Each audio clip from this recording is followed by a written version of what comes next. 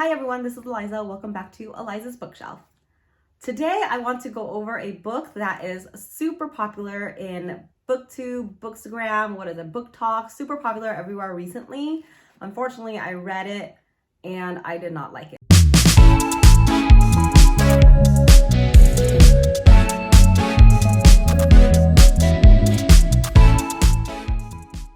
This is one of those unpopular opinions, but it happens every now and then with me. It happened with Plated Prisoner series. That one everyone seems to love and are so crazy over.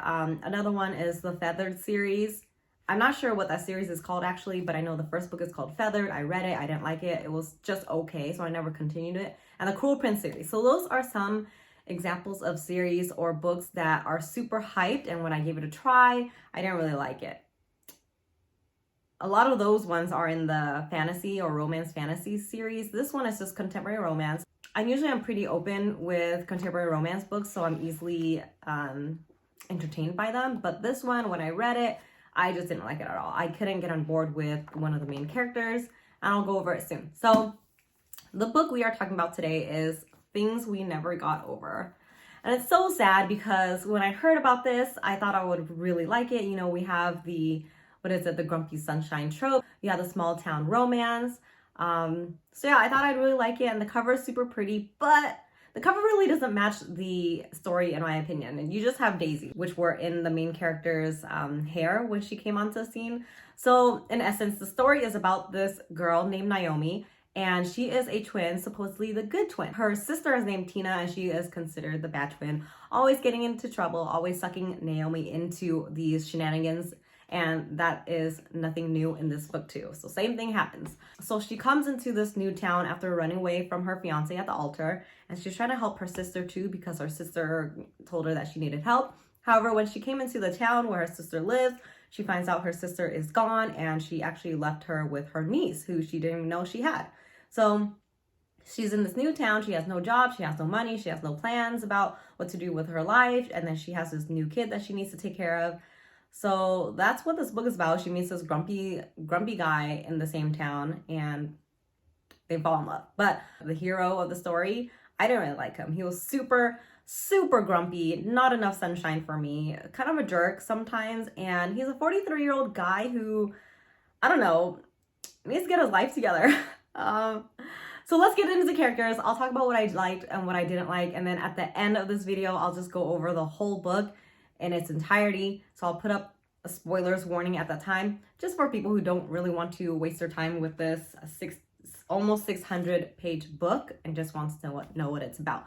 So, okay, so we have Naomi. She is one of the highlights of this book for me because she is so funny. I think she is sarcastic, she's blunt, she's super honest, she has no poker face, and she runs on coffee. If she doesn't have coffee, she'll die. And then once, when everything's going wrong, as long as she has that cup of coffee, then she's good, which is sometimes how I feel like at work. Sometimes we know that it's going to be a bad day, and I just make a cup of coffee or a cup of tea, milk tea, and the day just goes a lot better. So I feel you, Naomi. The other thing is that she has such a big heart, and she's so positive. She, time and time again, comes into these bad situations with her twin Tina, and she still stops by and tries to help her out whenever she can.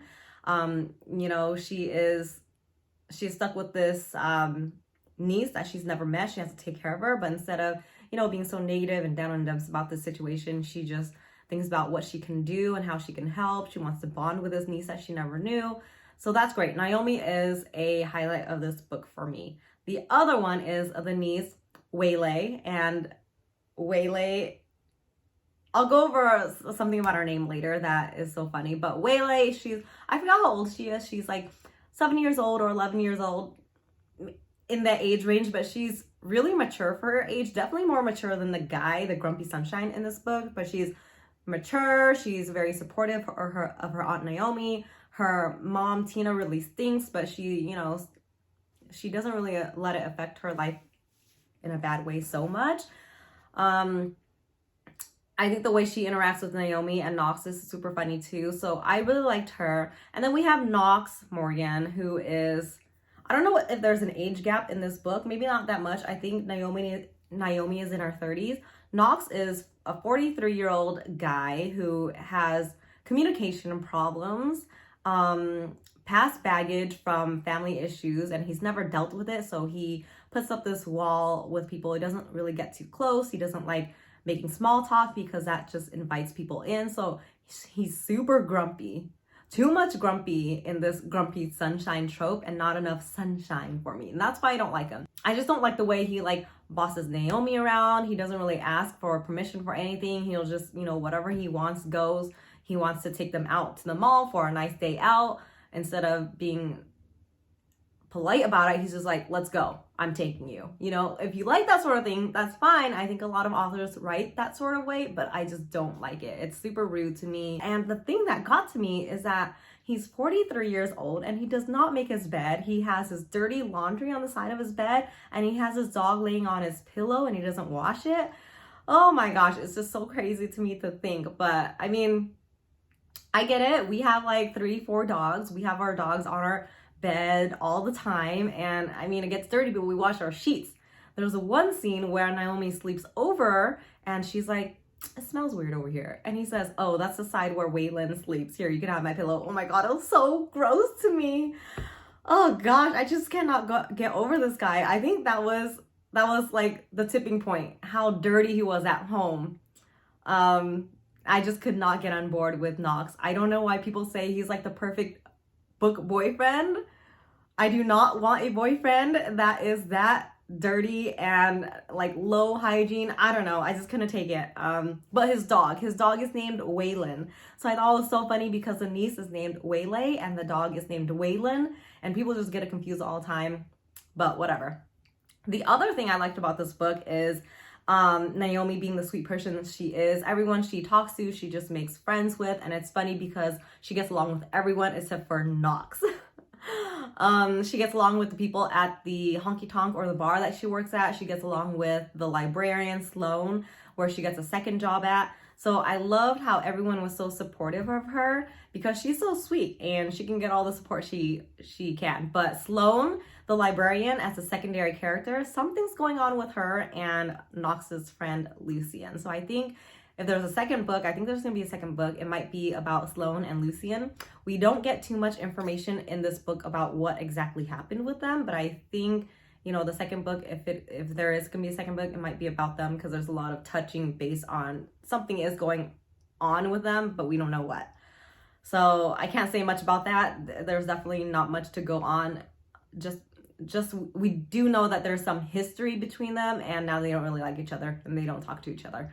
Okay, so those are some of my likes and dislikes. Now is the spoilery portion of the video. So I'm just gonna go over all that I can remember about this book. It's been about a week or two since I read it, so I forgot a lot of the details, but I'll just go over, the gist of the book in case you don't want to read it. So quick recap. Naomi comes to this city to help Tina out, and she finds out that Tina is gone, left her with this niece, Waylay, that she's never met.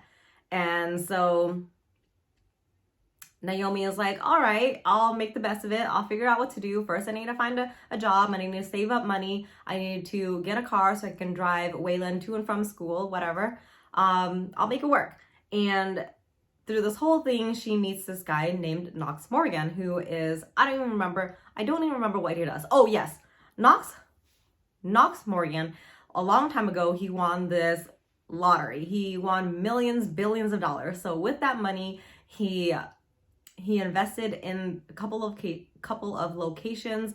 He bought this shop, a barber shop. That's where he works. He has this honky tonk bar, diner thing, and then he has, what else does he have? I think he has something else. That's all I remember right now. But he has a couple of establishments that he owns, and that's about it. He's super rich. We know that much. He lives along the road in this house. His grandmother lives nearby, and there's this cottage that is obviously free. And so he sets Naomi up in this cottage for free, I believe, letting his grandmother know. His grandmother is okay with it, of course. And so they're all living in this vicinity. Let's see what else. Knox Morgan has these two friends. Oh, not friends. well, these two people that he grew up with. One is his brother. I forgot his name, but his brother is a cop in the town, and he has some beef with his brother. His other friend is Lucien. These three guys grew up together, and they got in a lot of trouble together. His brother went the cop route. Lucien is still in, I don't know, he's mixed up in some business. So we have Knox, we have his two buddies, and then we have Naomi, her screwed up sister, and the niece Waylon. And then we have a couple other people too. So the whole book, you know, Knox is just trying to help Naomi out. Naomi's like, you know, oh, you hate me, you don't have to. And then, you know, maybe, oh, you don't hate me, thanks for helping out. They get together. What else? Okay, so they're like, I don't even remember how this happened, but at one point or another, they start making out and they're like canoodling together in their house, right? And in the meantime, in the background, some fishy things start happening. There's like an unlocked door in Naomi's cottage, but she thinks, you know, I might have done that mistakenly, or maybe as Waylay forgot to lock it. But you obviously know something's amiss. Things are not in place where they should be.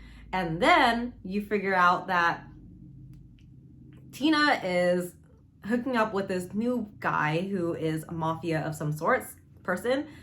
Years ago or months ago, Tina found this hard drive or this information about cops and their informants. And so this is like super important information that they want to blackmail or sell to people.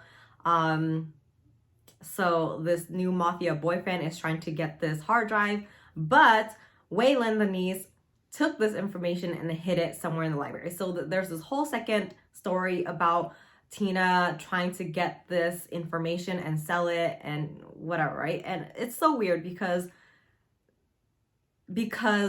she was offered $100 to get this information and set this all up. And it's so stupid because Tina's just a horrible person. So she would put her daughter in danger for $100. Oh my gosh. Anyways, so yeah, that's the whole second story. At the end, near the end of the book, you know, you have Knox pushing Naomi away again, and then Naomi's like, fine, I understand, I know this is not what you want, but you still have some things to work out, I'll respect it. And then so they go their separate ways, and then Tina gets Naomi mixed up in this whole mafia crap that I don't really understand. Tina gets Naomi wrapped up in this whole mafia nonsense, and so Naomi is kidnapped, Waylay is kidnapped, Tina is trying to get the $100 that she agreed on, the stupid girl. And so Knox, when she finds out that, you know, these two girls that he loves, Waylay and Naomi, they're missing, that's when he's like, what am I doing? I love her so much. Let's go save her. And so he goes and saves her. And then at the end, he doesn't even ask her to marry her. He's just like, we're getting married. Oh my God. It was the worst ever. So there's that. I mean, I read, what did I read at the end here? It's like about the author or notes from the author. Look, author's note to, so at the end I read the author's note to the reader, and I felt like this was more heartfelt than anything I read in the book itself. I got so distracted by Knox's stupidity and his immaturity and his lack of communication that when he explained why he is that way, I'm like, I don't even care. There's no excuse for you to be this much of a jerk. But when I read the author's note to the reader at the end, I was like, oh, this is so sweet. Look, Knox's fear of losing someone he loved and falling apart was so real for me. I ended up working through a lot of my own grief and fear while I wrote this story. At times, I couldn't get past the loss my friends were suffering. Other times, I had the presence of mind to remember how lucky we are to love someone so much their loss is devastating.